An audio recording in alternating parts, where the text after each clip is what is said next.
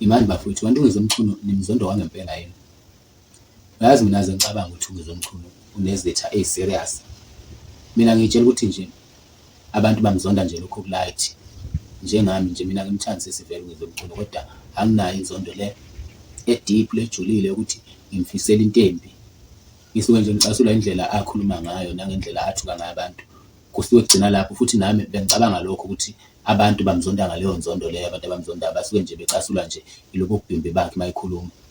Kodwa ngaze ngicabanga ukuthi enganezitha ezimfisela into embi kangaka. Ngizwe abanye-ke bathi lo umuzi wakhe lo ushiswe ama-foreigners. Awushiswanga ama-foreigners umuzi kaNgezomchunu, ushiswe yibo nje abantu abase-South Africa nje, yabona, esiphila nabo nje, akusibo ama-foreigners. Kodwa manje ngiyayibuza ukuthi yini le engaka ongathi uNgezomchunu yenzile, ngoba angimboni mina uNgezomchunu eyingozi kangako.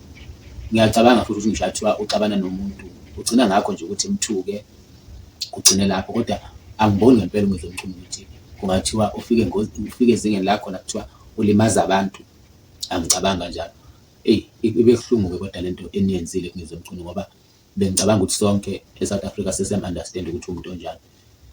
Bese-ke abantu beyeka lento le lokhu besonga la bethi wawubasa laba benze lento sebewubasile. Musani bafowethu ukusonga kanjalo, ngoba njengoba ningazi nje ukuthi obani abenze lento lena, ayikho into engingayenza, ayikho into enizoyenza ngalokho, ngaphandle ukuthi uNgezomchunu njengamanje fanele kube ukuthi uyasiza ngendlela asiza ngayo, mhlawumbe edonethelwe ephinde ekhandwe kabusha umuzi wakhe. Kodwa nje kungayi lolu sizo osingalikhipha. Lento le yokusabisa nokusonga angeke isize, ngoba ngeke ukwazi ukulwa nomuntu ongamazi. Lesi sitha lesi esenze lento asisazi, mangabe isitha, mangabe izitha asisazi. Njengamanje fanele kugxile ukuthini, usizwa kanjani kuphela nje. Laba bathi abantu bokufika abashisa umuzi kababa, ngiyacela ukuthi lokho